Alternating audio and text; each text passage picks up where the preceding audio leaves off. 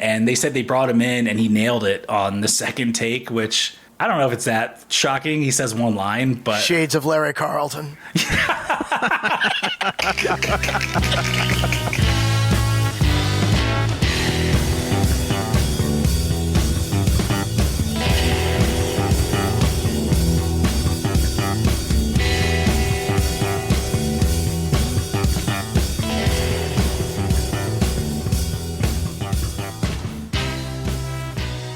Hello and welcome to another episode of 1001 Album Complaints. It's a show where friends, musicians, and suckers with no self-esteem get together to break down a classic album from the list of 1001 albums you must hear before you die. We'll give you our take on this record, give you a little backstory and some context. Then at the end, we'll vote on whether this actually belongs on the list or not.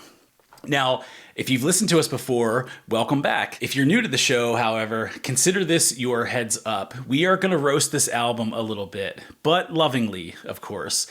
We have all made music ourselves, so while we may poke some fun at this album, it's always with a nod to just how tough it is to make a great record. Now, this week we'll be diving into an album from a band led and fronted by a PhD in molecular biology. No, I'm not talking about Dr. John. I'm talking about Dr. Dexter Holland of The Offspring and their aptly titled record, Smash. Now, if you're not familiar with this album, here's a taste of the breakthrough single that launched this album further than it had any business going. And it's a song called Come Out and Play.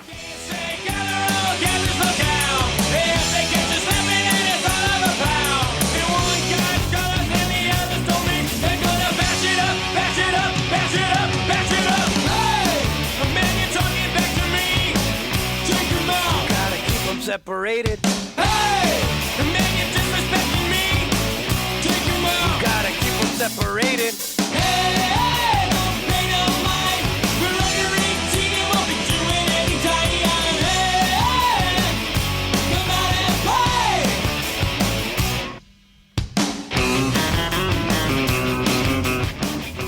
All right, now that we've got a little taste of this record, let's introduce our crew today with a possibly mean, possibly snarky, tweet-length review of Smash. And I'm going to go first to Marty. Hey. The Offspring are what happens when punks learn a third chord, a phrygian dominant scale, and take exactly one voice lesson. You think there's a voice lesson in here somewhere? They can kind of sing okay. Yeah. I said one voice lesson, not two. Okay. Fair enough. All right.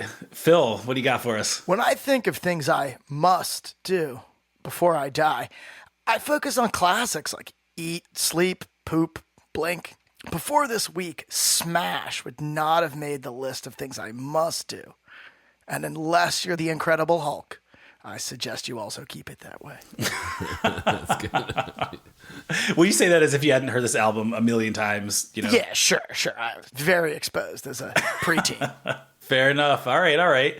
Let's move it on over to Rob. Thanks, Alan. Well, as you all know, I am a dyed-in-the-mohawk punk, so I have a lot to say here. And let me tell you guys, there is nothing worse. Nothing is more of a betrayal than a punk rocker selling out by going to grad school. I can hear Rob's chain wallet jangling in the background. All right. Well, I'm Alan here, and I've been on this earth for over 40 years, and I've ended up doing a few things in life I swore I would never do. I recently wore socks with Crocs. I got a Costco membership, and I may have said, let's circle back in a work meeting not too long ago, but I never thought I'd be in a position to publicly defend the band who wrote Pretty Fly for a White Guy. Yet, here we are. All right. I'm really curious what you guys thought of this record because, as I alluded to earlier, this was kind of in all of our formative years age-wise. I know for me, this was freshman year in high school. So what'd you guys think diving back into it? It's worse than I remembered. I'm going to be defending it, I think. It's juvenile, for sure, but it honestly is smarter than I remembered it being. I owned this CD as a 14 or 15-year-old, same time period you're talking about, Alan. We're all the same age. And I liked it back then. And it brought me back to that time. But that said, I found some more details to enjoy that I think we're going to talk about. Let me just first start by complimenting them rhythmically. One of the problems with punk music, I was being sarcastic about being a dyed-in-the-mohawk punk. One of the things that punk sometimes makes one think of is overly simplistic downstroke-only rhythms. And that is not what's happening here. Like, they mix it up quite a bit and they make it fun. And of course, it's very poppy, but for the most part, it works. Yeah, you can tell that they're a little bit more musically inclined than a lot of other punk music, though their message also is a little soft, I think, compared to punks as well. My impression is that if I'm driving in some place where I get one radio station and it's 90s hits and, one of these songs comes on, I probably won't just turn the radio off. I'll probably keep it on. You might groan a little bit, though. Yeah, I might groan a little bit. Well, it's interesting you say that, Marty, because I do wonder to what degree there's like a sort of nostalgic attachment, because some of these songs I didn't remember all the material from the record in my preteen years, and they really did feel like there was some incredible filler in here. Well, sure, but here's another compliment. Leave it to the punks to keep the 90s album length very reasonable. True. Even this is way longer than a normal, if whatever constitutes a normal punk record. And I gotta say, I'm a little bit more aligned with Rob, which I am loath to do. I came back to this feeling like it didn't change my mind on whether this was great or not, but I felt like it was a fairly fun listen, and I think there's a few different things happening with this record where if you listen to a normal punk record from this era, or even in the few years before it, there's no kind of melody. There's nothing really to hang your hat on. There's not a lot of dynamics, and not that this is really stretching it too far from that, but I think punk in its best form maintains the DNA of the genre. So you've got the energy, the aggression, the millions of snare hits, that punk sound. But this, I think, like evolves it a little bit. It builds on it. And the songs, I think, have more complexity than you would think. I think that helped them cross over into the mainstream. It also, as you would expect, brought derision from quote-unquote real punks who don't think this is real punk. I'll give the Offspring another compliment because I'm not super familiar with the rest of their catalog, and I'm almost certainly not going to be repping any of their later work. You don't think Ixnay on the Ombre made the list? No, it didn't really do it for me, and I haven't listened to it, and I don't plan to, but I did take a quick listen to Ignition, the one right before this, and it sounds pretty similar. I'm paying them the compliment of not changing their sound to go with the times. It seems more, Alan's going to tell us in the story, like the times changed to fit them, which is nice. Well, what's interesting, and yeah, we'll get into their journey a little bit, but it would seem obvious to think that they sold out with this record, where they like abandoned their punk roots and made something that could fly on the radio. But this was just what they were making, and we'll talk a little bit about their story, but they were pretty unknown at this point. They definitely sold out after this, like that much is clear, and rightfully so. I would do the exact same thing, by the way. But when they made this album, they were just kind of a part-time band who was really, they had no expectation that this was going to blow up at all. So I'll definitely give them credit for that. But I also think there's a fair bit of personality on the record. Oh, yeah.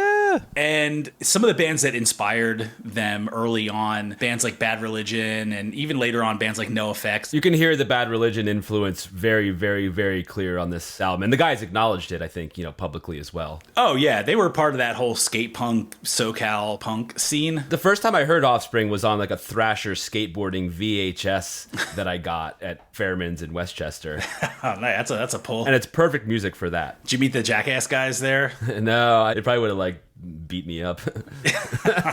Well, listen, you already said fun, Alan. It was definitely fun. I feel the fun is undeniable. Now we're going to go through and intellectualize a bunch of it. Fair enough. But it was a fun listen for me personally. I had a fun week. I certainly wouldn't mind spending a little more time with this. In fact, peek behind the curtain, we're taping this a couple days later than we normally would, and I was perfectly fine with listening to this record for 2 more days. But you mentioned personality. I think Dexter's personality, his voice is very unique. I could also see how people would think it was very annoying, but what it does do is it makes the whole band stand out. It cuts through everything, and I get the sense that the band understood that and like leaned into it more. Yeah, I agree with that. I agree. You get a huge dose of his personality, not just in his frontmanness, in his voice, but also in the lyrics, right? And the sort of messages that are consistent, not just on this record, but themes throughout. Actually, I take that back. Maybe none of the other records have any social elements, but this one definitely does, and they're consistent. I mean, yeah, it fits in the 90s formula somehow. It couldn't exist in any other time period. That's a fact. Yeah, it's definitely dated on a number of levels between the skits and the hidden track. I'm sure we'll talk about some of that. But we've been talking about their genre being punk or skate punk. The other genre that I was surprised to keep thinking of was heavy metal. Some of these rhythm guitar patterns are very Iron Maiden, Megadeth-esque. Yeah, I totally, or like early Metallica, like pre-black. Thrash. Metallica. Yeah, totally. Dexter Holland, we'll talk about him. He is playing some guitar on this. There is a lead guitar player named Noodles, who, if you've ever played in a band with a guitar player, you're not shocked that a guitar player came upon that moniker. No, it's not a very creative nickname now. These guys didn't really learn how to play the quote-unquote right way. So I read something that Dexter, when he learned the guitar, could only play one string at a time. And I can see that being a proxy for playing bass. Yeah, dude, we're not late enough in the episode for the bass dissing, all right? Well, of course, the other genre that's going to come up here is surf. And I think that one-string style is epitomized by the Dick Dale song Miserlou as an example, right? And I think surf and punk have always had a connection, whether you like it or realize it or not. And you can hear some of that here. You know, in that way, where's the country surf crossover? Because there's also like a country punk crossover. It's more, I think, of in a like, give me my whiskey and give me my smokes mentality. But like, where's the surf country crossover I can check out? I'll sign off on the surf thing. This music was incubated in SoCal, and these guys weren't surfers. I don't even think they were skaters, but we'll get into that a little bit. That was definitely the scene they most identified with. But I think that definitely tracks. It sounds like Southern California. Just like Insane Clown Posse sounds like Detroit or wherever they're from. I can't wait to get fact checked on this. Look, I will say there are some complaints about this record for sure. And this is a purely personal thing, and I'm not criticizing Dexter as a singer. I think he's actually a very good singer and kind of perfect for this band. But the voice, man, it wears on me after a while, and I almost found it distracting after a while. And not that it was surprising. I've known what his voice sounds like, but it's almost like there's a Offspring knob that is really just this guy's voice. And if you love it, then great. But I found it very fatiguing after a while. I still do. Marty, to your point, if this comes on the radio, I almost tune out the music and really just get kind of annoyed by his timbre or something. And it's not like execution. It's just the sound of his voice. I hear that. It's very trebly. I get that. But I think I was able to be transported by the rhythms and the music and the rock. And I think when I'm not super familiar with the later hits that have already been referenced, but I think that's what those hits are missing is rock and roll. For sure. When they made this album, they were still in their innocent phase where they weren't supposed to make this record. It wasn't supposed to do what it did. And you can feel, I think, a tinge of authenticity. I do think another complaint that I'll levy is it's very unique. There's a lot of melody. The songs have a lot of personality, but it feels a little bit like a tale of two albums where you have the single aspects of it, which to me some of them sound a little bit more grunge oriented. And then you have the stock punk type of feel on the other half of the songs. I definitely think from a production standpoint, you can tell which songs, or at least on a few of them, which ones they thought were, I don't want to say hits, but had mainstream potential. And you can tell they were just like produced a little more carefully, which I mean is, every record has that. I think that's fair. Absolutely. The singles definitely stand out as being special and better written songs and better produced. I noticed that. And it was one of those things where we talk about this sometimes, where when you look at the play counts while you're listening to the record on Spotify, that is, you're like, this makes sense. the right songs are being played the most. Without question, yeah. I think those made the singles list for sure. Putting the two most popular songs back to back in the middle of the album, interesting choice, I guess. Kind of gets you through the second half a little bit better. Yeah. Well, again, I think their mindset was those were not traditional punk songs. The two singles that you're referring to, and I don't think they were that orchestrated about this either. I do think it just happened to fall that way. But yeah, that tracks. All right, we are going to take a quick break, and we'll be right back. All right, and now we are back. All right, let's talk about some of the kind of specifics around this album, how it was made, some of the basics here. So you would not be wrong to assume, upon listening to this for the first time, or being 14 years old as I was at the time, thinking that this was their debut record because of the way it came out of nowhere. But up until that point, they were not at all known on the national stage. In fact, when they released this, they all still had day jobs.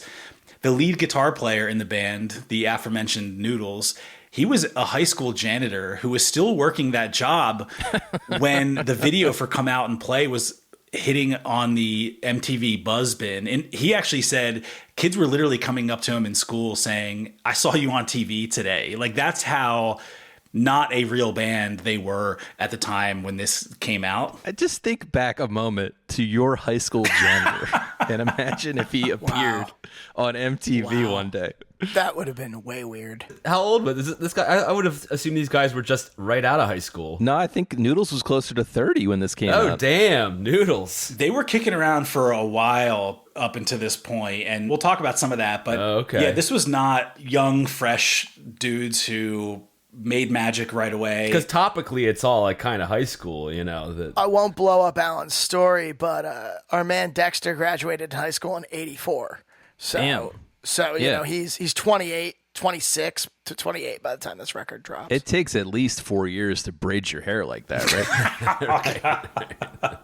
Oh, yeah, that was bad. I look at my hair back in the day and cringe. I can't imagine what he's thinking. But Smash was actually the third, I'll say studio album in quotes, by the Offspring, but they were not going in and methodically producing full-length LPs that were meant to be consumed by the masses. But technically speaking, this was their third studio album. They had some demos, an EP here and there, but they released Smash on April 8th, 1994 through Epitaph Records, which at the time was a very small indie label that was started by Ben Gurewitz from Bad Religion as really a means for them to distribute their own records in the 80s. And I think they ended up becoming the type of label that had more mainstream type of punk bands. But at the time when this was released, they were still a very small indie label. Now, let's talk about some of the personnel. We've already talked about a few of the main players so far. So the main guy, the voice, the Offspring knob, was a guy named Brian Holland, a.k.a. Dexter Holland. We already talked about, if you were around in the 90s,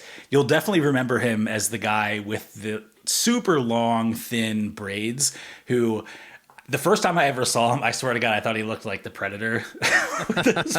Oh, I was definitely scared of him as a kid. Between the like weird black and white X-ray video footage of him with the braids, yeah, I was intimidated. Oh, you're talking about the Come Out and Play video. Yeah, totally. I was definitely intimidated. I think it literally has the What You Want video effect on it. The same kind of, it absolutely does. He even talks about that in an interview where he said they didn't have any money to record this, by the way, which is why it looked so weird and freakish. And it was purely a function of them not being able to afford any kind of real video production. They just dialed in some sepia and some other shit. But they did say that the What You Want video was an influence on them filming that. Nice. Can I just say, speaking of album covers, that this album cover is pretty iconic. I think it really works. I do agree. I'm surprised by how good it is. I think it looks like put together by like a grade schooler. But when you just go now compare it to their one right before this called Ignition, which looks like a playing card from Settlers of Catan, it's so terrible. Oh God. I do like I think it has a look to it. I think it has an aesthetic. I do think it actually, maybe unintentionally, give some credence to what Phil is saying, where it's meant to scare you a little bit, but if you're older than 14, you're like, the fuck is this? So look, I don't love to comment on people's appearances, but there is no way in hell he looks back at those white boy braids and thinks, yeah, I'm definitely glad I rocked those. In any case, I can't really roast the guy because he has crushed life, as we've talked about a little bit already. He was the class valedictorian. He actually acquired the nickname Dexter because it's short for Poindexter, which some of us older folks will know from the movie Revenge of the Nerds. Yeah, it kind of became synonymous with nerd. Totally. I don't think it's used much anymore, but at the time, that's definitely not what you wanted to be called. But he has a PhD in molecular biology. He's also a licensed pilot, and in 2004, he did a 10-day solo flight around the world. So the guy is crushing it in ways that I feel like we should just stop now, and I can't really complain about him any longer. Yeah, I mean, I definitely was hesitant to like rip him, and I'll continue ripping him. But basically just because like I know he's smarter than me, and if he wanted, he would just find some way to like get me his thoughts on me, and they'd probably be very striking. And you haven't even gotten to the hot sauce business yet. No.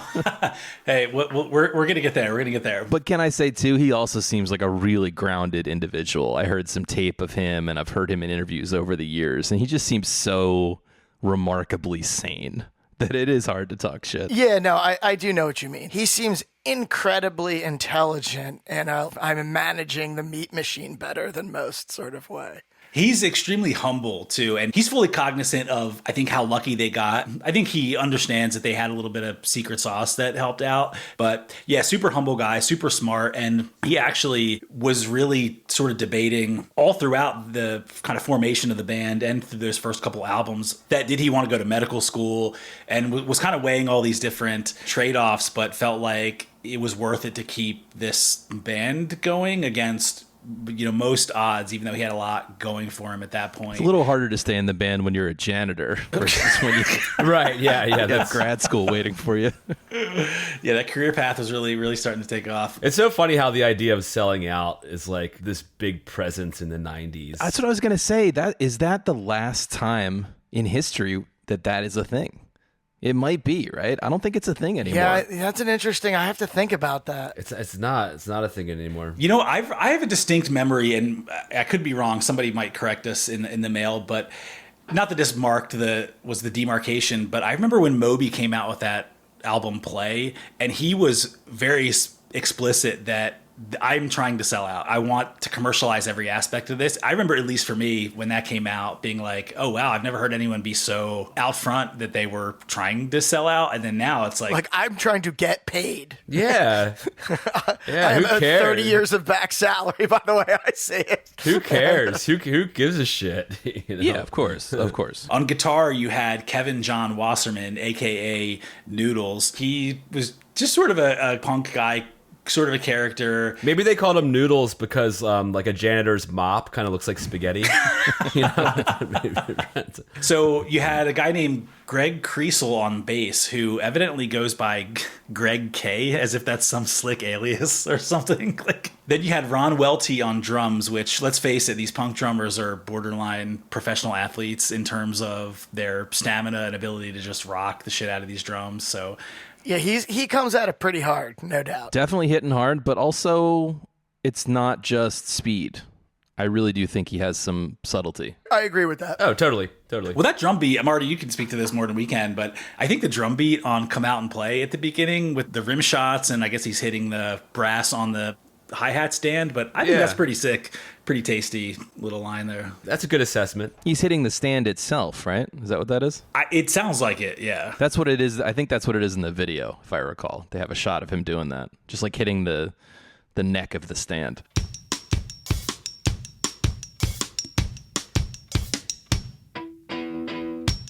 Actually had two other notable contributors to this record. John Mayer, of all people, you had doing the voiceover on this record. No, it's not actually the John Mayer, but but it is a guy named John Mayer he's the guy who does the voiceover at the beginning and the end, who they hired to do the kind of Bing Crosby style intro and outro.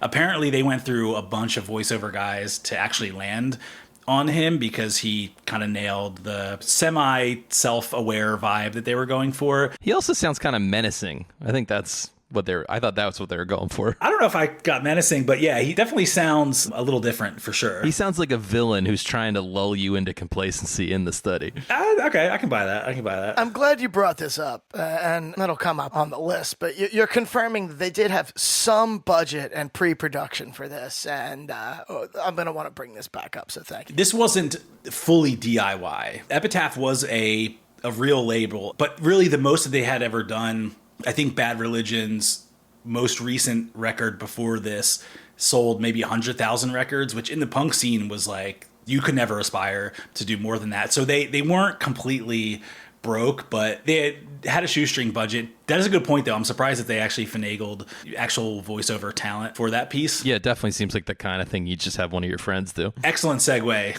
because the next contributor on this record was a guy named Jason Blackball McLean, who was the Keep 'Em Separated guy. You would have thought that was maybe somebody in the band, but apparently he was a fairly annoying super fan who had been seeing them for years in Orange County, and apparently he would come to their shows and just berate them to play songs from like 5 years ago that they didn't even play anymore. By the way, for anyone that's been in a band for any length of time, that sounds like what a super fan is. Yeah, I kind of agree with that. When I heard the story, I was like, I know that guy. That's as good as it gets, audience. That's as good as it gets. Right. Yeah, if you get berated by one guy over a 5-year period, you've done something right. I think. Put him on your record. Well, what's funny is he would even come to their merch table after the shows and continue berating them for not playing songs. But Dexter says that he was also kind of gangster looking and they didn't want to piss him off, so they didn't really ever say anything back to him. But I think ultimately they found him kind of funny and kind of endearing. And so when they wanted to record this specific line in the song, which he didn't even tell them that he wanted to do, he kind of tried to sneak that in at the end because he thought they would shoot him down for that idea. But they also went through a few voiceover guys to do that line, and none of them were really working. And he said, I kind of want more of a Latin Chicano voice on this. I want that romantic undertone paired with the upfront gravel. So one of them goes, hey, what about this guy, Jason? And they said they brought him in and he nailed it on the second take, which I don't know if it's that shocking. He says one line, but... Shades of Larry Carlton.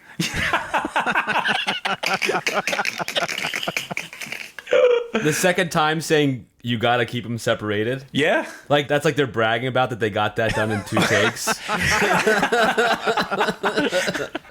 That's in your notes? You wrote that down in your notes?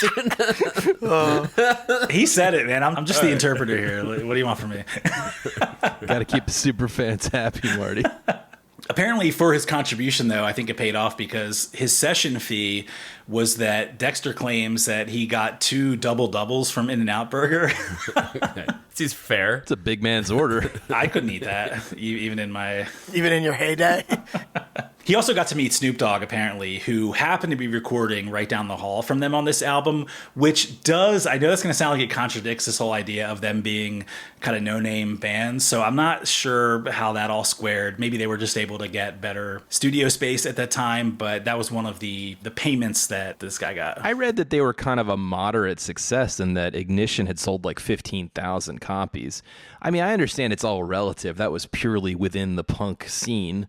But I have to guess that the guys running the label in Bad Religion had some knowledge of how the musical world was turning at that moment. You know what I mean? This is a little bit of a right place, right time kind of story, right? Yeah, I think so. But the thing is even around that time, though, he saw something in the band for sure. And Bad Religion had played with them a bunch, and they were pretty well known in the SoCal scene, but also in like the Bay Area punk scene, which had produced Green Day, who we'll talk about slightly in a minute, and Rancid and those bands. So, I mean, they didn't just get pulled out of a bar, but punk was not commercially viable at all at that point. So rolling the dice on anything that sounded punk was not a wise investment, really. I've put no thought into this comment. This just came to me, while we're here. But does this also include Weezer? They're also coming out of Southern California. They've got this heavy grunge. It's not punk by any standard, but you see how they're cosplaying as a punk band. It's punk adjacent. Yeah.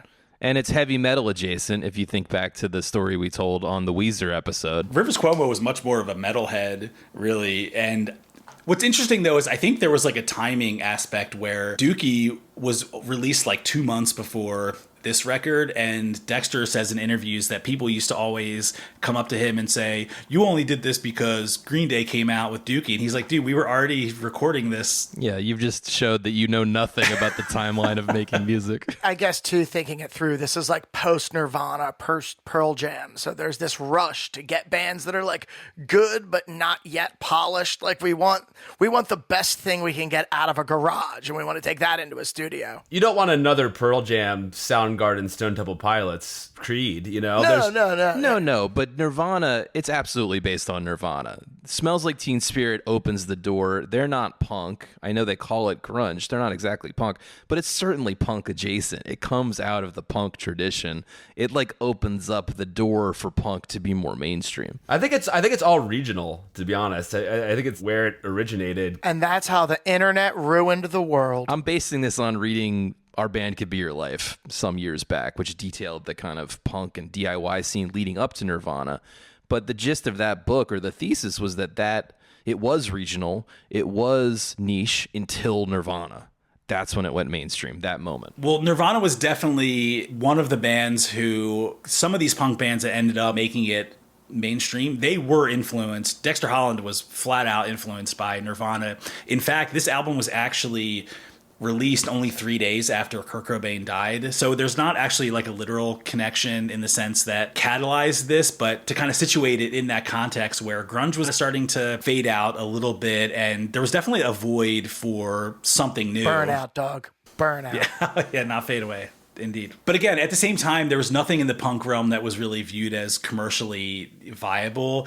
But when Dookie came out, even though it was very coincidental and Longview Video hit MTV around that time, it sort of opened the doors or it primed people for this idea that faster paced, energetic, punk-esque music could have pop elements and, you know, be something that was palatable to a larger audience. And those two albums, actually, this and Dookie, are largely credited with bringing punk into the mainstream, but shocker, neither of them were seen as legitimate because their songs had things like melody and they sounded good and people liked them, but they weren't really bubbling up. They weren't primed to explode at this point. You're right, Rob. Their previous album, which was called Ignition, sold something in the neighborhood of 15 to 20,000 copies, which actually surpassed what they thought it would do and what the label thought. But it still seems like that's not enough of a leading indicator to think success is right around the corner. Yeah, this is why it's all relative, because that sounds like an insane amount of records for any of us to sell in this day and age, certainly.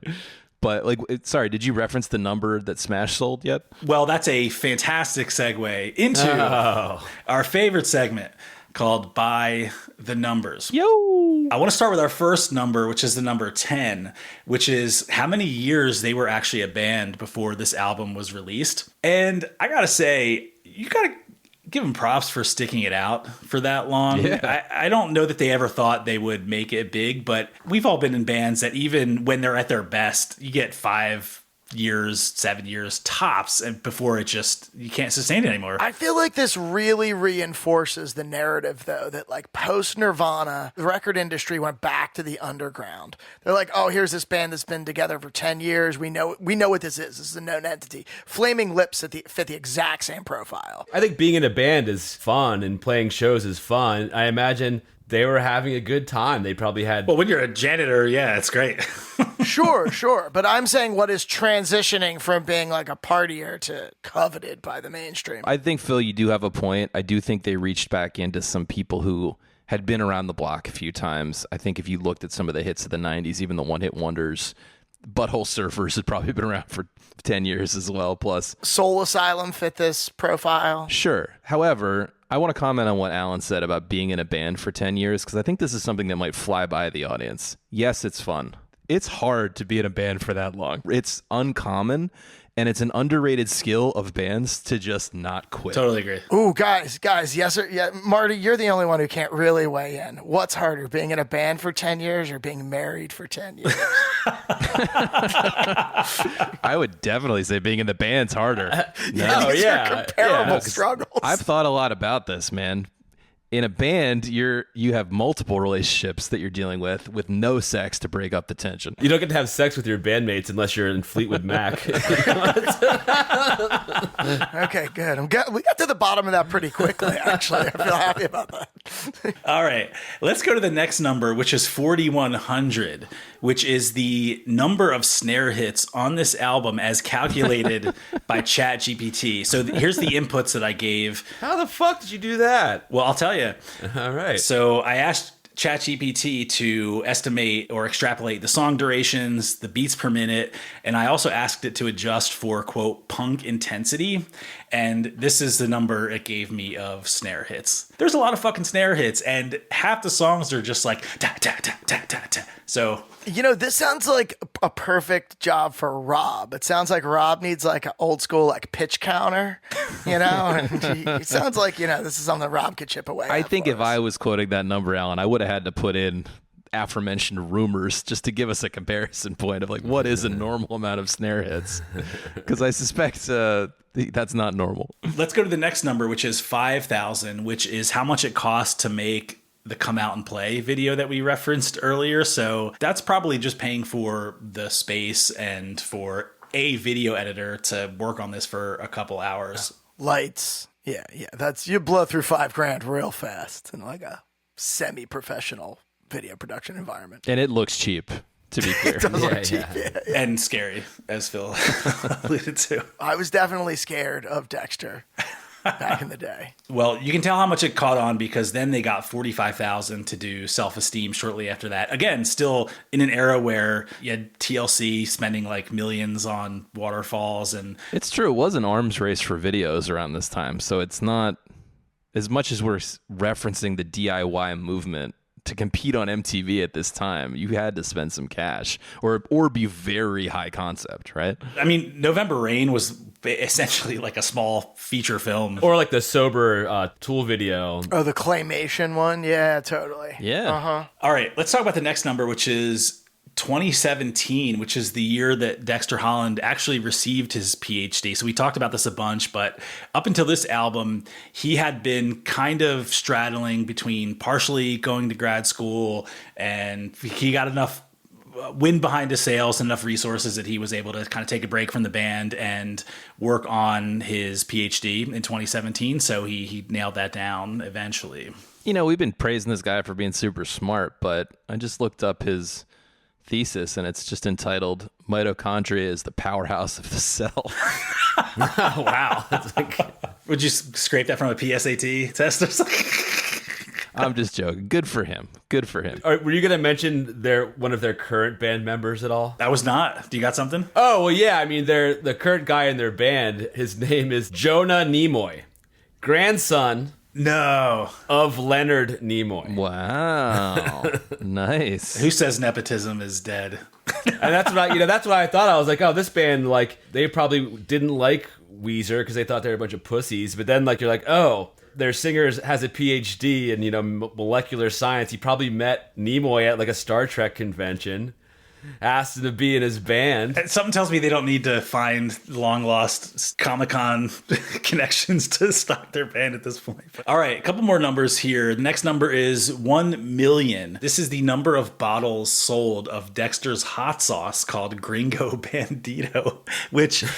A great name. It definitely works. I've never had the hot sauce, but I feel like 1 million bottles is not too shabby. I've had it. It's decent. Yeah, it's fine. I mean, I feel like what we're painting a picture of here is a very capable human, right? Like if Dexter puts his mind to something, he has the patience, he has the wherewithal, he has the skills to finish the PhD and sell 1 million bottles of hot sauce and steal Dick Dale licks, and it's all right. Whereas Noodles has invented a better mop. He's only stealing Dick Dale licks. His only skill is stealing Dick Dale licks.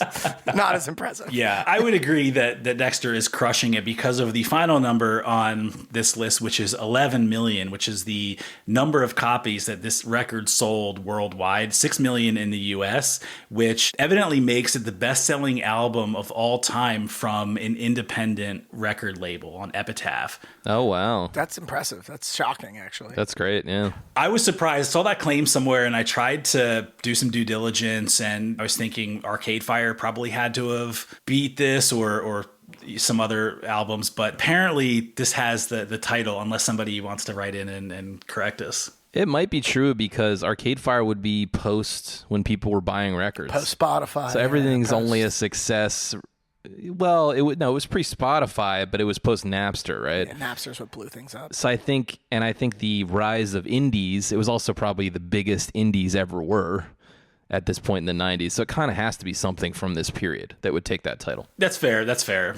Okay, let's talk a little bit about how they went from part-time musicians to that 11 million copies that we just referenced. And by the way, many millions more after this. For a few albums after this were certainly raking it in. So the main character in the story, Dexter Holland, he was born in 1965 and grew up in a town called Garden Grove, which is in Orange County, California. Lou Dog lives there, right? Yeah, I was going to say, that's the only reason I know it. I love Lou Dog. That is almost certainly what Sublime was referring to in that song, Garden Grove, and I'm pretty sure it was about him going there to buy smack or something because apparently, unbeknownst to me, I just had this assumption that Orange County was all wealthy, but Garden Grove was more of a working class, middle class area, not like what most people probably think of, the OC, right? Like Newport Beach and Huntington Beach and all these other places.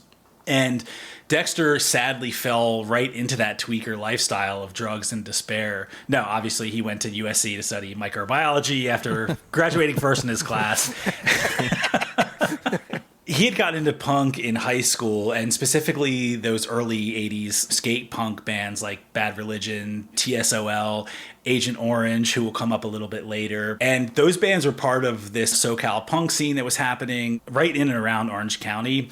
And musically speaking, it was much faster, much more intense than some of the punk that we've talked about before with Sex Pistols and that UK punk scene. So they were kind of coming from that hardcore US Black Flag, very intense punk scene. And Dexter and his high school friends were getting into that kind of music, but they also weren't really punk either in the traditional sense. They were actually cross-country kids who happened to wear Vans and just kind of liked this music. So Dexter even joked that they weren't even accepted by the outcasts of punk. Are the braids an aerodynamic thing for running long distances? Or there's not much material. I think he's scrubbed the record of the origins of the braids, but it was actually towards the end of high school that he started playing drums and started jamming with his friend and cross-country teammate, the aforementioned Greg Kay, on bass in about 1983.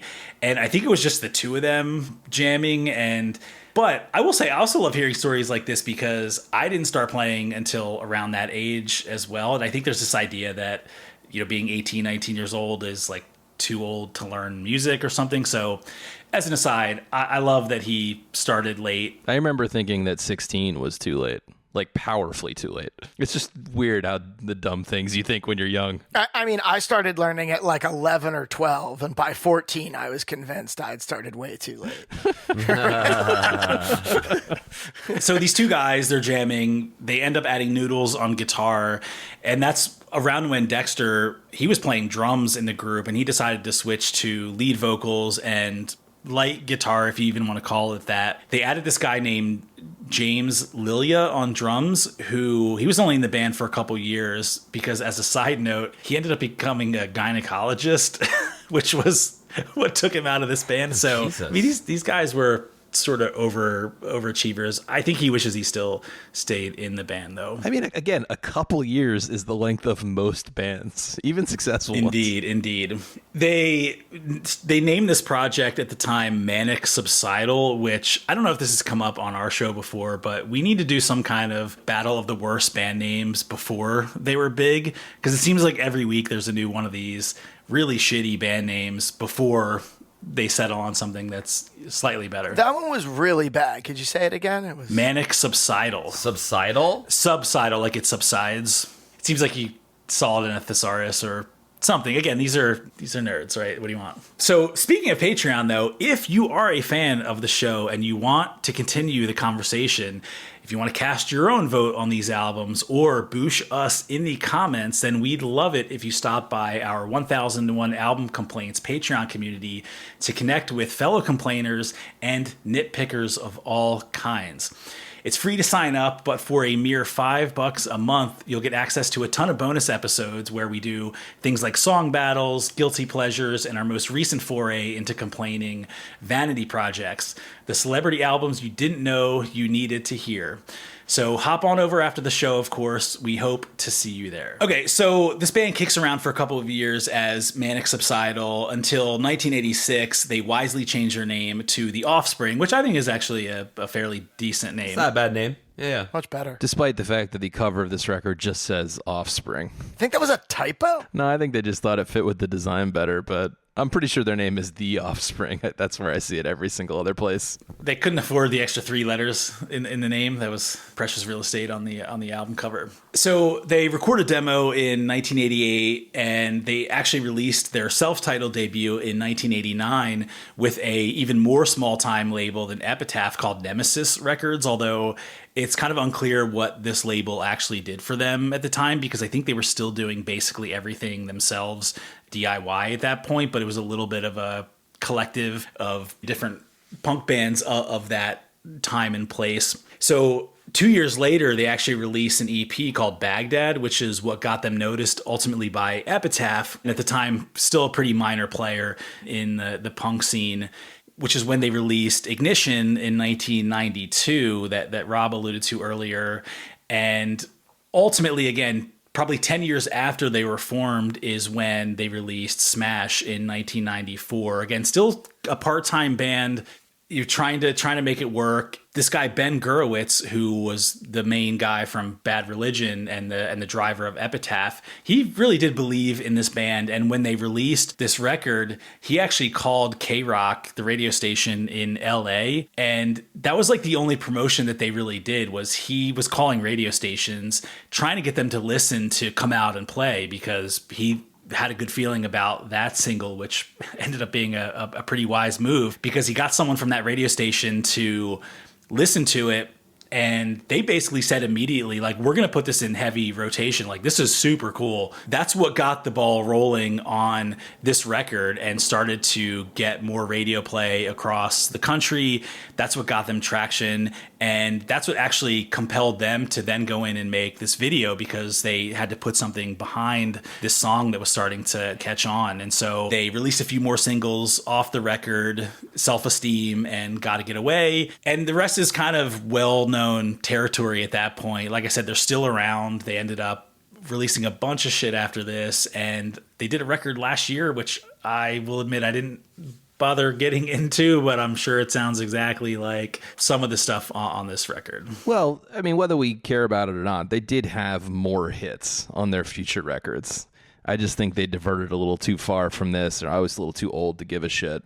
But I want to harken back to what you just said about K-Rock, because I think this is something we don't talk about enough, is the power of the radio station back then, specifically a radio station like K-Rock, which was the hip rock radio station in LA. And so it kind of, one, it has a wide audience, a big audience in LA, but two, it kind of sets the tone probably for what a lot of other radio stations around the country are thinking is cool. Coolness in America definitely moves from west to east. Yeah. Hell yeah. I mean that wasn't a joke. Right, so if it's you're right, well, two of us definitely agree. No, absolutely, and that was still, they were the tastemakers back in the day. Like, I still remember, most people won't know this, but growing up on the East Coast, like Y100 was the radio station, even though people were buying CDs, and it was past the era where you were trying to fabricate blank tapes and recording the song as it came on the radio. It was a little past that point, but that's where you were still learning new music other than word of mouth, was from the radio and these kind of alternative stations. So yeah, that's a good call. That or MTV is the first place I heard this, certainly. All right. Well, I think we've gotten into the backstory a little bit here. Let's dive into some of the specific tracks off of this record. And I want to start with the opening track. Well, The opening track, I think, is one of these voiceovers, but the true opening track, which is a song called Nitro.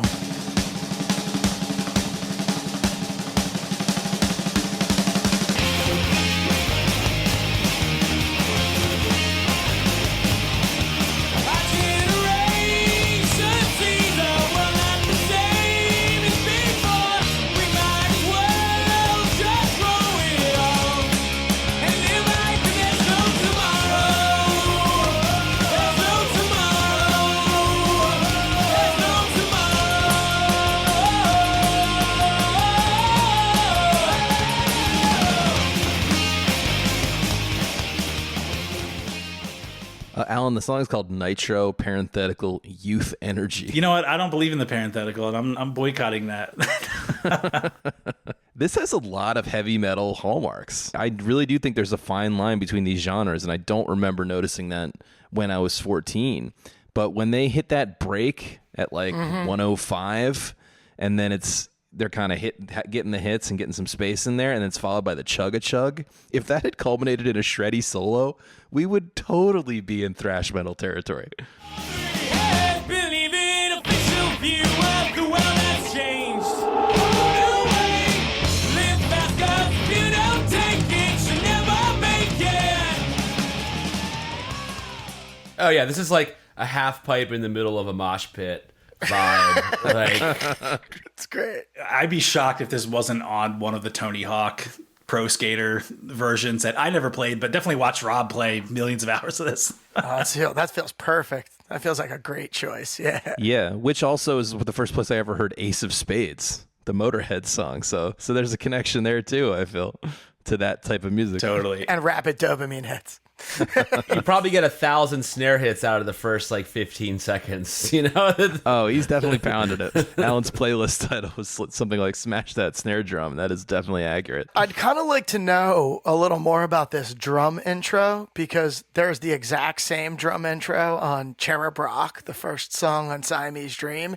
And it just makes me think that this is, I mean, obviously it's a marching band thing, but this is probably something way more like specific and stock than I realize. Like one of our drummer buddies can probably write in and be like, yeah, Phil, that's this. You're an idiot. Yeah, Phil, it's Wipeout, dude. Is it Wipeout? Listen, Okay, great. No, we said one of our drummer friends, Marty, not you. all right. Thank you for clearing that up, drummer friend. This song rips, man. And I think it's a fairly stock punk song, but it does have some of those hard rock elements. And I remember kind of flirting. I feel like I was kind of one of these type of faux punk kids, at least for a year in high school. Definitely an underachiever. One of these sort of wearing Vans, not really a punk, dabbling in this music. But then hearing this and thinking it still sounds stock punk, but way better.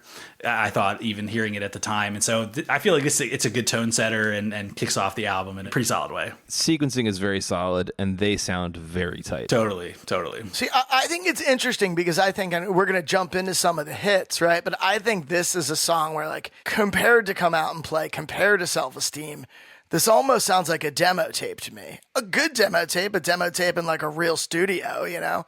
But like it has live take punk rock energy. Maybe that's what they're going for, but it does sound less produced than some of the other tracks, the hits. I agree with that. It has fewer bells and whistles, and I think that's what maybe Alan was referring to when he said stock punk rock. But I do think they elevate from the template with little rhythmic changes, with those rhythm guitar heavy metal rhythms in that section, like around 120 that I mentioned, with the little stops. They seem to have a relatively good idea of like when we, the listener, are getting tired of just energy blasting us in the face, and they tend to switch things up. So in that sense, I think it's well arranged, if not well produced. Well, something that we didn't really talk about yet, and I totally agree with all that. And I think part of that was Dexter straddling this line of being into punk, but also he was into a lot of other music. He was into Elton John and you know, very much more traditional songwriters. But they were actually working with a producer up until this album, this guy Tom Wilson, who was involved in producing punk records, but he was a big proponent of dynamics, which do not show up in punk music almost at all. Did he have to turn in his punk card? They might have kept him around a little bit, but Just the way you said it, like that was such a insane stance to take, that he's a fan of dynamics. well, Dexter says in an interview that I listened to on a podcast, he actually refers to that where he's saying, yeah, so working with this producer and he's talking about doing things that are a little bit different and there's movement. And the interviewer goes, I think dynamics is the word you're looking for. He's like, exactly. That's exactly what I'm talking about. So it might have been that foreign. Fair enough, yeah. All right, let's revisit the track we kicked off with and talked about a bunch called Come Out and Play.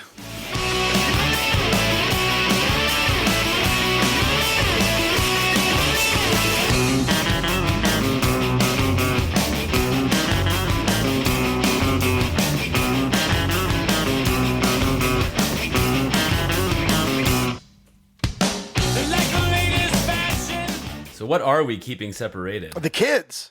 The kids are going to kill each other. Yeah. That's what it is? The kids they get weapons with the greatest of ease, and they kill each other. Yeah, I thought it was about kids fighting in high school. Here's what it's really about. The way he came up with this was when he was working in a lab, basically like washing petri dishes and sterilizing different, I think they're called Erlenmeyer flasks, and I only know that from my homebrewing days. Basically, he said he would spend hours in the lab, and people thought it was really glamorous, all this lab work, but he would spend hours basically like pressure cooking and sterilizing these flasks and petri dishes. And in order to keep the flasks cool, they were giving heat off to each other, and he kept telling himself, all right, you got to keep them separated.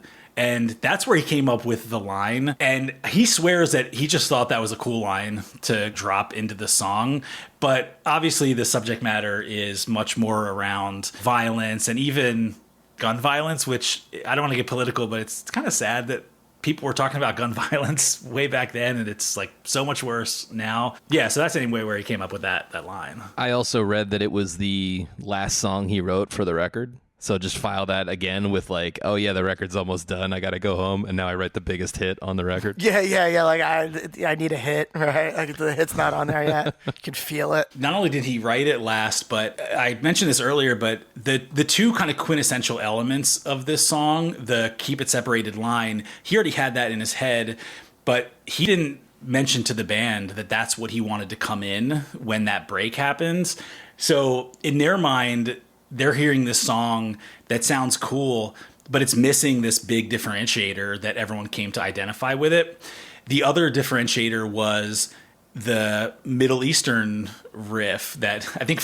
Yeah, the Mizralu-esque line. The Phrygian, is that what you said, Phil? That's what I said earlier, but I don't know if that's actually true. Could be harmonic minor. I didn't learn it on guitar or anything, but it's something like that. Well, that was the other thing that he purposely withheld because he was certain, and I think it was probably a good assumption, that they were all going to shoot it down if he tried to go into this punk song being like, yo, check out this Phrygian Mizralu kind of riff. Surf lick. Yeah. It is a weird choice. You know? Yeah, it definitely is. Definitely works, though. Something that struck me this week about this song, and it has to do with both the keep 'em separated line and the surf riff, and this is more about my experience in like the 8th grade, 9th grade when this song hit.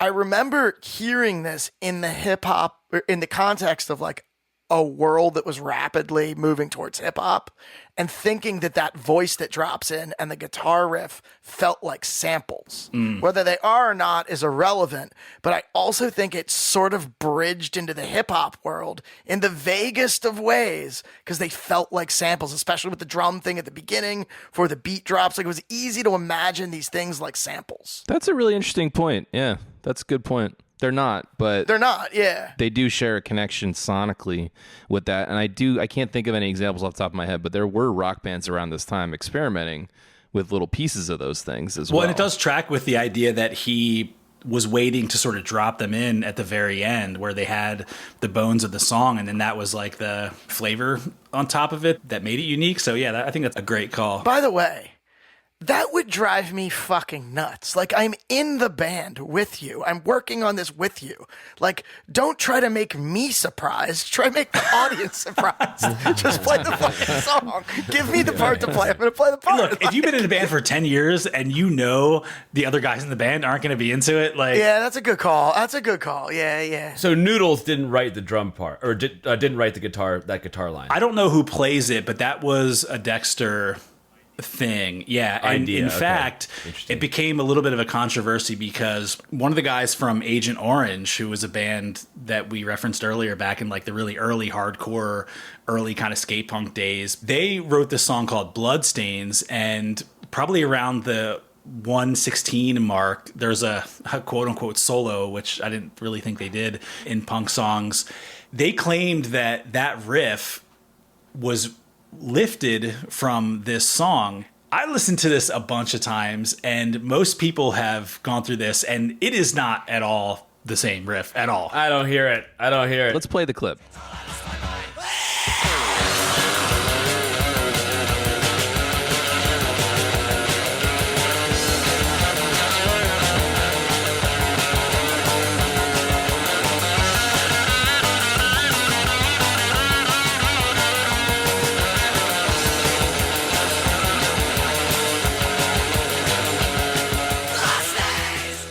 This is such fucking punk nonsense bullshit. There is no stealing here whatsoever. I agree. Yeah, that's like saying if you play the same like brand guitar as play a Les Paul in your punk band, you're stealing from Jimmy Page or something. Yeah. Here's my question: is how is the punk subculture the whiniest, complainingest group ever? Fun fact: the Heartbreaker riff, the Led Zeppelin riff, Heartbreaker, plays the same notes in the same order as Michael Jackson's Bad. But nobody ever says Michael Jackson stole Bad from Led Zeppelin. Nobody ever says that because they're obviously not even remotely the same. Yeah, I think this is ridiculous. This isn't Also, the Come Out Play is so much cooler than Bloodstains here. So much cooler. Yeah, I really struggled to even find what the heck they were even talking about because Alan put this song on our focus list for this reason. It's the first time I had heard it.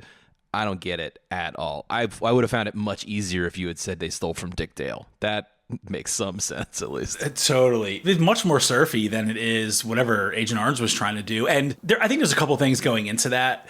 The fact that they were the preeminent punk band that was making money at that time, I think started to just rankle some of like the old heads. And the guy who wrote the riff and who was kind of the one who was making those claims, he claims that his manager was pushing him to fight back against it. And he claims once he got all this backlash, I didn't really think it was, but I was feeling pressure from our manager to stick up for it. They didn't actually bring a lawsuit, but I think the claim was enough to catch them off guard. And this was like one of Dexter's favorite bands growing up. I feel like it would be like if Dr. Dog claimed that Phil ripped off one of their riffs, or like the guy who wrote Chicken Fried tried to sue Marty, for like... Right. Listen, if there was credence to it, if you will, that would be different, but there really is nothing there. That was an excellent pun, Rob. That was a fucking 10 out of 10. No, it's total bullshit. Nobody recognizes it, but it did become a kind of thing in the punk world. But nonetheless, this song was a total smash hit and definitely what propelled the record forward. Before we move on, maybe my favorite thing about this song, and Rob, this ties right into the stuff you've been saying the whole time. I love the rhythm guitar during the verse. It's like it's like double track. It's so and he's good. got cool chugs, and they're a little different. It creates this cool like wiggle between your ears. It's so hot. Yeah, it's great. By the time you hear the siren, it's already too late. One goes to the morgue and the other to jail. One guy's wasted and the other's a waste. I had never keyed in on that before, and it is such a cool heavy metal rhythm. And they bring it in only like in verse 2. Yeah, and it's verse 2, exactly, where it's like a double chug. Yeah, it's so cool. It's rad, dude. Stereo chug, right? Yeah. A double chug. Okay, Phil. You know what it is that does not show up in punk songs? It's a fucking groove. It's a good call, yeah. I had never really heard that in punk songs up until that point, so it's definitely cool. It's a super played out song at this point, but it's a banger. I think that's kind of undeniable. least in my view anyway. I don't really want to call this my favorite, but I do think it sonically stands out the most, and that's why it was a good choice for first single. It definitely broke through the noise for me. For sure. All right, let's move on to another big single from this record, a song called Self-Esteem. I wrote her off for the 10th time today. Practiced all the things I would say. She came over, I lost my nerve.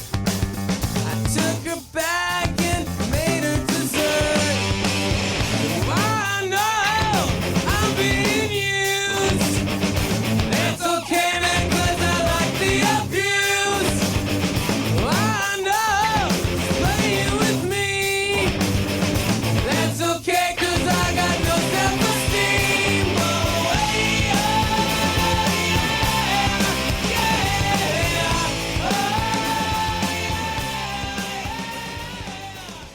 I wonder how many kids started playing bass hearing this song.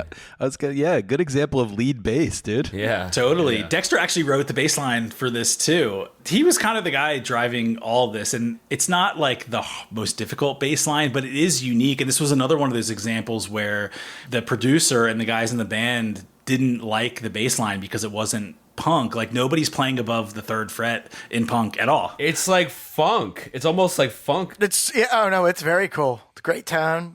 Yeah. Other than that bass line, though, the song's kind of annoying. Oh, I disagree. I disagree. I think it's clearly the best song.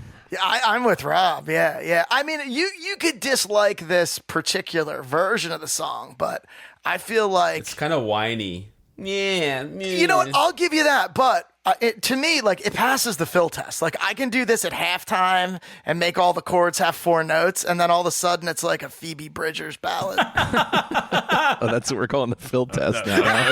Okay. Trying to get that started. I'll also accept double time. I noticed some nice little tidbits.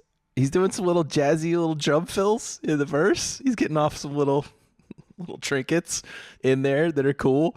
And then, as dumb as it is, the opening is kind of inspired. It's like iconically stupid, but it's a very memorable intro. Oh, yeah. Yeah, it's memorable, but yeah, it's weird. It's kind of like drunk sounding, or like I don't know how you really describe that.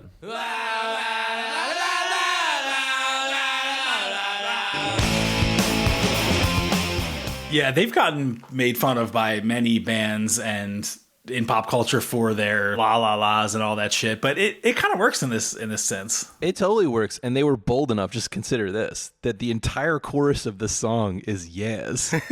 And then they went back and put la's in the intro. I'm sure he was like, have you heard Lithium? This is a smash hit. He says yeah for 1 minute. I'm going to say yeah. It's true. That would be the complaint here, is that this is very Nirvana derivative, I think. And if you think Come Out and Play got played a lot, I mean, this song... Oh, yeah. I feel like they would play this song like back to back.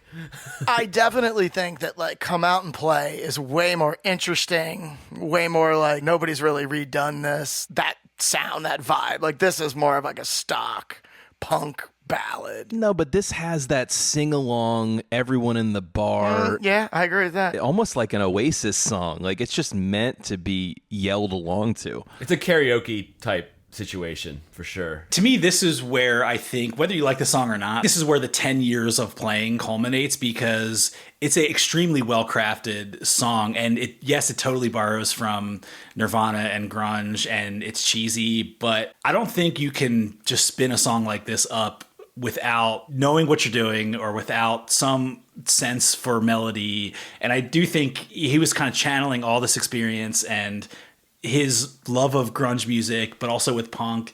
But there's not really much punk in this. It's a pretty straight up rock song. Also, this is where my only complaint is his high vocal range really kind of rankled me a little bit. And it's so high that, Phil, I don't know if you remember when we were doing one of those 90s gigs with Mega. Yeah, I know where you're going with this, yeah. And I remember, like, I would always get the high parts in that band, and I was trying to sing this at a rehearsal, and it wrecked me, like, immediately. And we had to have, like, a female actually sing it. Yeah, we had a girl sing it, yeah. Because it was easier to find like a girl that could hit the low notes than it was to find a guy that could hit the high notes. And she killed it too. She did a great job. I would say the other thing that rankled me too is when I first heard this song in 9th grade, I couldn't believe anybody would turn down sex, let alone write a song about it. Ooh, so that actually brings me to a very good question. What does the word dweeb mean? Because, like, she knocks on his door. It's kind of hard when she's ready to go. I may be dumb, but I'm not a dweeb. I'm just a sucker with no self-esteem. So, like, he's not a dweeb. So by, like, not self-immolating, by not hurting himself, he's worried what people are going to find out that, like, he turned her down. Define dweeb. It could be as simple as wanting to find a word that rhymes with esteem. Yeah, that's it. It felt like a forced rhyme to me. Yeah, but okay, that could have been geek, too, just as easily with his slant rhyme. Marty, why you got to make it personal? Just kidding. The other thing that I would call to mind was Beck's Loser. I do like that this song, and I noticed it even back then, to your point, Alan, that it took the position of an unpopular person or a loser personality, which is just not obvious choice for rock and roll hits. And that way it reminded me of Beck's Loser. Totally. And I do think actually that could be, Phil, you mentioned Weezer, where they had that little more of that self-deprecating, I guess, approach of being an outward nerd and just loud and proud about it, I guess. Yeah. I know it's been played out, but I really tried to listen to it again for the first time this week, and every part is there for a reason. Nothing's redundant. The rhythm guitar again does some cool stuff. Obviously the bass part we talked about. Like, the arrangement is just really nice and clearly worked. It's not lazy music is what I'm trying to tell you guys. Totally. And it's also, for better or worse, it's not punk. There's like almost nothing punk. And again, that goes back to some of my minor complaint where it's a little schizophrenic that way. Yeah. It's almost like the first song reminds you that they're a punk band so that they can then go the other direction. It gives them license to do it. Yeah. But I think it's a winner, and the tracks have bared that out, I suppose. All right, let's move on to the next track on our focus list, which is called What Happened to You. What in the world happened to you? Before you started talking, you used to have a brain, but now you don't get even the simplest of things. Draw a little picture or even use my hands. I tried to explain, but you just don't understand. And you're really losing it. And you really done a lot of drugs now, but you keep on abusing it. What in the world happened to you? This is not a terrible song in and of itself in a vacuum. I think it's actually catchy and it stayed in my head for a while, but it kind of felt gimmicky, and it felt like there were other bands that were punk adjacent doing the ska thing, Operation Ivy and Rancid and some of those bands.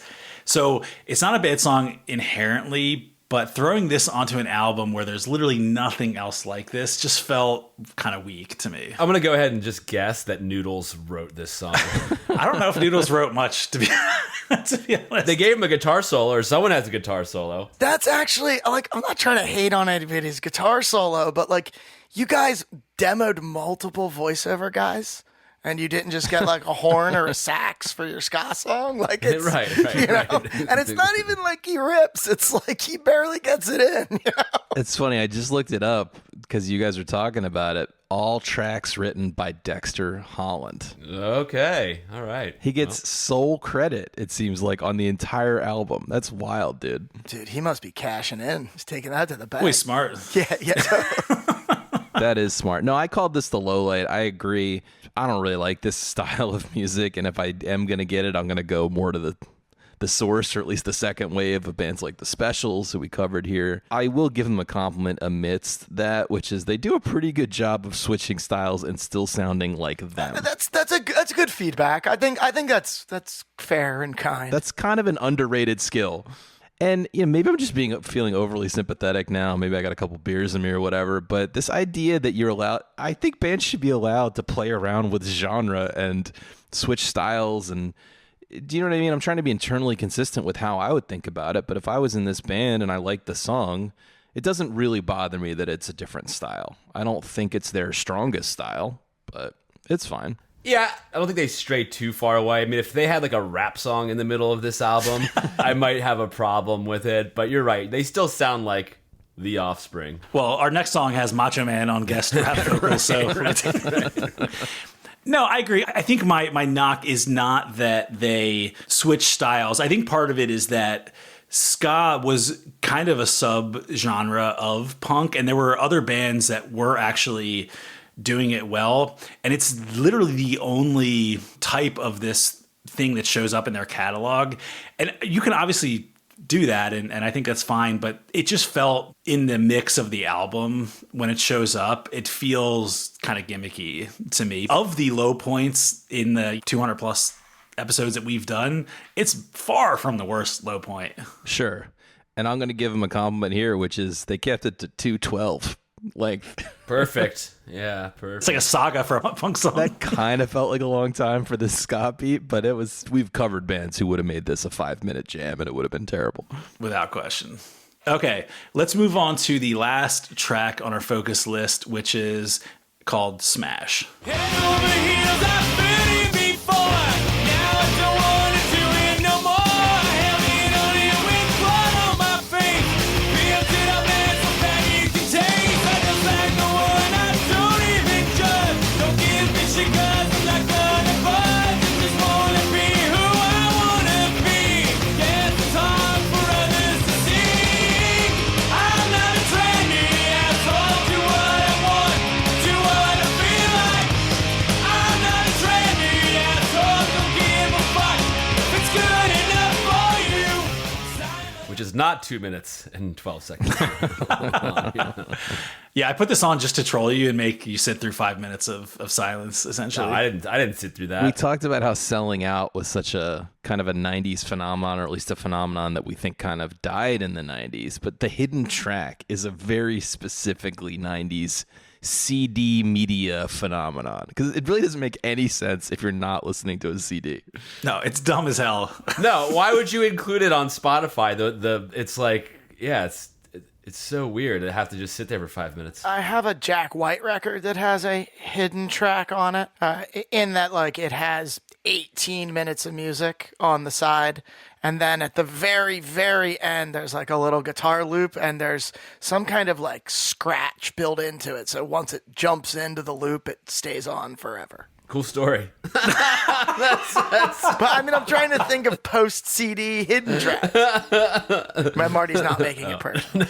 I have to think on paper they were trying to go for the longest punk song of all time, potentially with 10 minutes. But setting aside the secret track, which was definitely kind of pointless, I actually think this was a really good song. This was one of my, I wouldn't say favorite songs outside the singles, but of the songs that were not getting MTV rotation, I actually kind of felt a little something with this one, and I thought it was a really strong closer to the album, aside from the voiceover and then the secret track. This is the track that grew on, of the focus list. This is the one that grew on me the most. Like, it definitely was too much at first, but the more I heard it, the more I liked it. I also like, it kind of has this like Papa Roach Last Resort riff that drops for the first time at like 40 seconds, and I kind of love it. Like, you know, so. For you, sign of life. Smashes away. The guitar is cool. The way the guitar cuts out at certain times and the drums kind of carry the beat, carry the song forward. Yeah. Yeah, totally. And chug super hard. Yeah. The drummer also shreds on this song. Yep. Yeah, he earns his money. The lyrical content's kind of gauche. Is that the right word?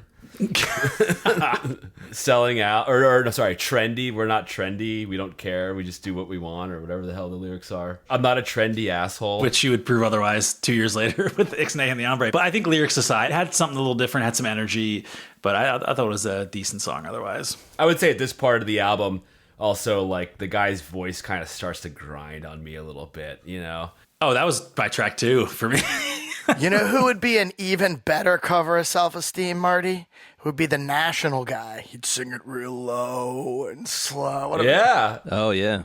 Matt Berenger. I think he's on a solo tour right now. Maybe he'll put it in the rotation, Phil. Maybe he's a big fan. I'll hear this. You just DM him real quick and tell him to do a Phil version. Oh, yeah. Tell him to do a triple chug on it. I will. I'll let him know. I'm texting him right now. Either him or the Crash Test Dummies guy. That would. Brad Roberts, Alan. Don't act like you don't know his name.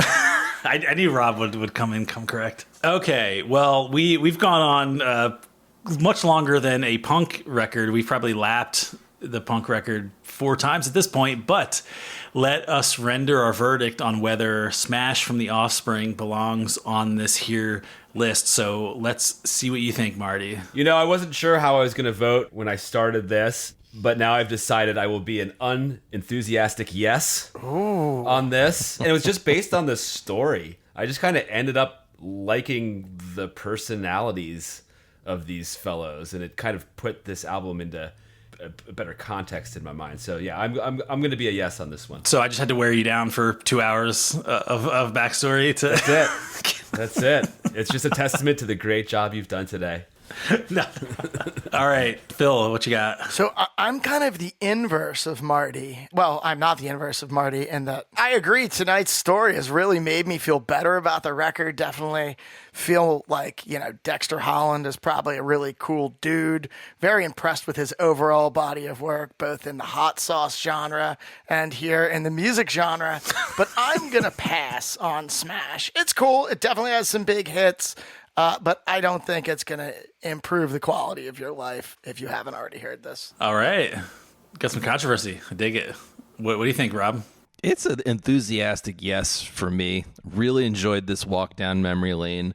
Found more to like, not just nostalgia, I think, this week. It was a fun, energetic listen. And of course, the personality of the impresario behind this band is having an impact on me. He just seems like such a smart, grounded, and capable human being. I want to support him. Yes. All right. Well, I'm going to follow suit. I wish Rob didn't go right before me because I feel like I'm in a very similar vein where this is a pretty easy yes for me. And I'm not saying it's one of the best albums of all time or that's even one of my favorite albums, but it checks a lot of boxes for me. I think it was a fun listen. I think it made an impact on the musical landscape. Whether that impact was good or not is to be determined. It was highly commercially successful. So yeah, I definitely think it's worth a listen. And so for that reason, I'm going to say yes as well. So add that to your mantle, Dexter, right alongside your PhD and your solo flights around the world. You've accomplished something for once. All right. Well, with that, let's move on to see what the fans have had to tell us about our recent performances in the way of our mailbag. So what do you got for us, Rob? Oh, thanks, Alan. Excited to dip my hand in the old mailbag. We got a couple good ones here. First up is Stu from Shrewsbury, which he guaranteed I would mispronounce. I hope I didn't disappoint you. That's in the UK somewhere. He says, "Hello, gentlemen. I love your work. I'd like to linger on the experience of being a Brit listening to Americans commenting on a list prepared by a Brit. Firstly, you accuse Dimery of looking at things through a British lens. I'd argue that none of us are free from our cultural backgrounds. I'd argue, in fact, that you guys aren't free from a little cultural influence yourselves. My evidence, you ask? On YouTube, you can be seen wearing baseball caps indoors." What? Point the second, you're not shy of employing vocal fry and rising inflection. He's calling us out for being Americans, guys. You say man a lot. On the 4th of July, you reviewed Springsteen's Born in the USA. You enjoy unprovoked attacks on Canadians. Who doesn't? Oh, that's good. And you take country and or Western seriously. Wait, he didn't even reference the fact that we inadvertently released Santana on Cinco de Mayo. I had no idea. Classic Americans not even acknowledging that holiday correctly. That really was inadvertent, by the way, just so everyone knows.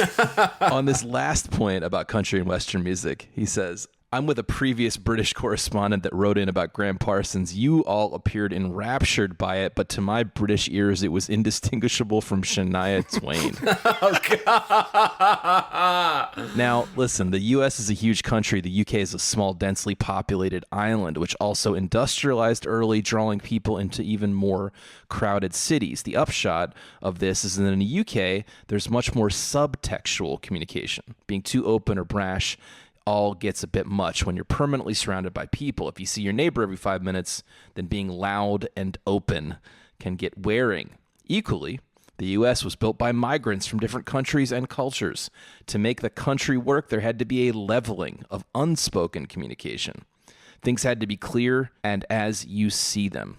I actually think this is a pretty good treatise. Yeah, I agree. This is very thoughtful. Yeah, absolutely. This is the highlight of the episode for sure.